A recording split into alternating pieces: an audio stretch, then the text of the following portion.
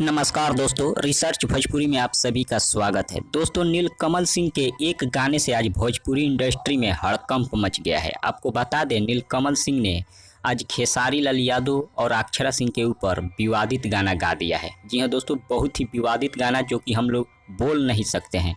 आपको बता दें, नीलकमल सिंह ने खेसारी लाल यादव जी को वायरस कहा और अक्षरा सिंह के ऊपर बहुत ही गलत शब्दों का प्रयोग किया।